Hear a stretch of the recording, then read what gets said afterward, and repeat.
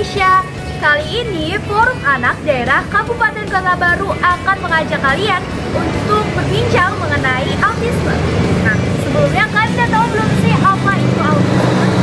Autisme adalah gangguan pada otak yang menyebabkan penderitanya memiliki masalah dalam berkomunikasi dan berinteraksi dengan orang lain. Nah, sahabat anak, penting loh untuk kita memberikan dampingan serta edukasi untuk anak-anak penderita spektrum autisme ini. Bagaimana caranya ya? Caranya tentu semua harus dimulai dari diri kita sendiri. Kita harus memiliki kesadaran dan memberikan pengenalan yang seluas-luasnya di dalam masyarakat untuk lebih memperhatikan para penderita autisme. Bagaimana caranya kita memperhatikan penderita autisme ini? Ada dua cara ya teman-teman.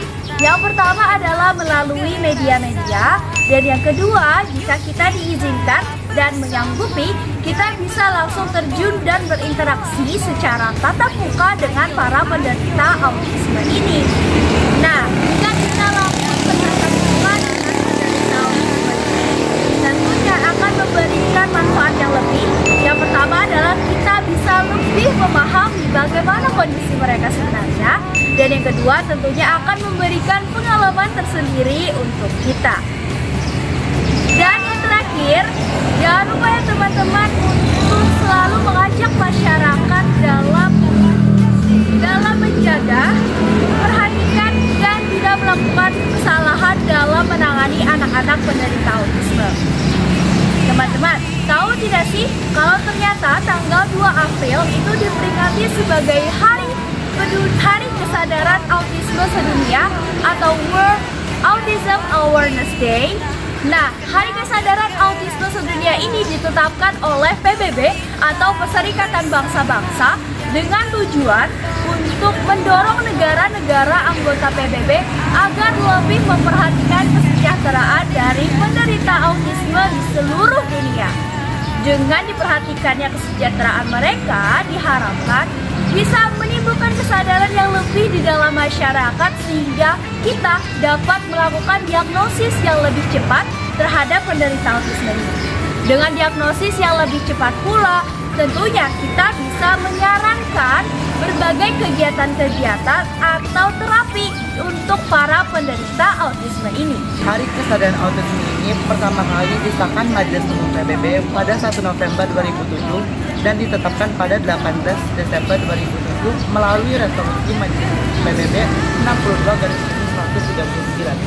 Resolusi ini diusulkan lewat sidang Majelis Umum PBB ke-62 oleh perwakilan negara Qatar dan didukung seluruh negara anggota PBB.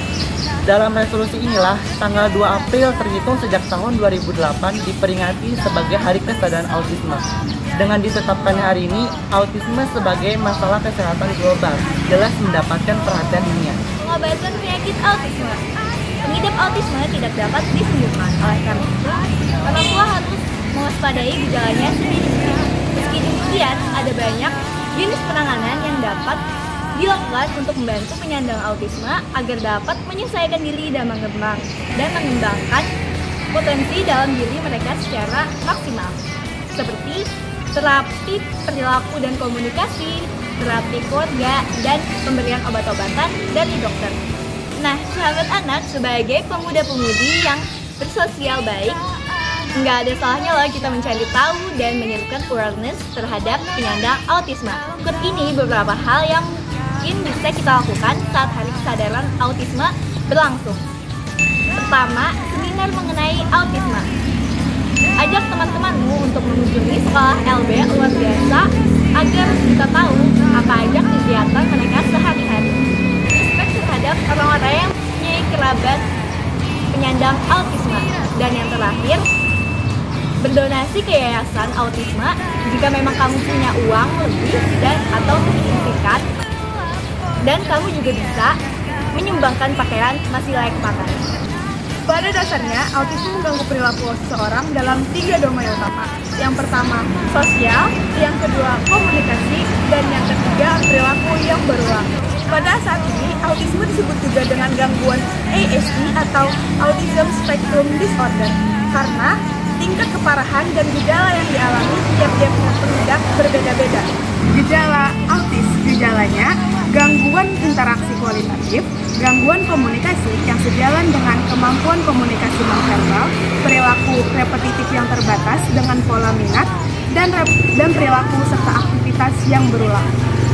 Penyebab autis dilansir dari www.autisme.org.id, hingga saat ini belum ditemukan apa penyebab seseorang menderita autisme. Negara-negara maju yang melakukan penelitian menyatakan bahwa autisme disebabkan oleh faktor genetik, faktor bawaan, dan paparan negatif dari lingkungan.